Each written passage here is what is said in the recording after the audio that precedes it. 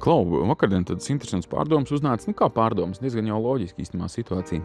Zini, kā pie svētdienas viens pasākums, foršs pasākums, jābrauc gabaliņš līdz viņam, protams, braucu, un tad jau gadās uz ielas tādas situācijas, ka kāds šofers vai citi braucēji tevi, nevar teikt, ka uzvelk, varbūt nedaudz sadusmo, kāds lēnāks braucējs, kāds agresīvāks braucējs, un tad tu jau esi drusku uzvilcies, tad vēl kā pie svētdienas pāris zvani par darbu, par kuru nebūtu jārunā svētdienas dienā, un cilvēkiem to saka, jo viņi nesaprot, viņiem liekas, kāpēc tu tagad neķeries klāt manai problēmai, un atbraucot pasākumu vietā vēl pāris īsziņas, un tu atkal saki, bet ir taču svētdiena, un cilvēki nesaprot.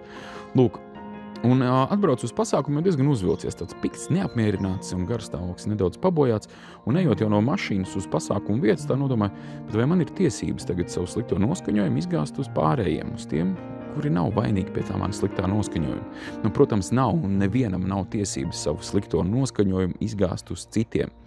Es domāju, ka gan es, gan tu zini un pazīsti tādus cilvēkus, kas ir tā saucamie noskaņojumi cilvēki, jeb garstāvokļa cilvēki, kur mēs zinām, ja viņš atnāks ar sliktu noskaņojumu, tad viņš ļoti labprāt to sabojās arī visiem pārējiem, izgāzīs savus dusmas, savu neapmierinātību un aizies prom laimīgs, un visiem pārējiem viss būs, latviski sakot, sačakarēts, vai ne?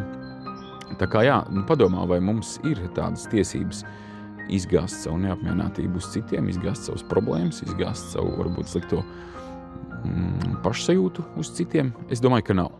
Tā kā, padomā, varbūt tu esi tas, kurš ļoti labprāt savas negācijas izgāž par pārējiem. Nevajag tā darīt.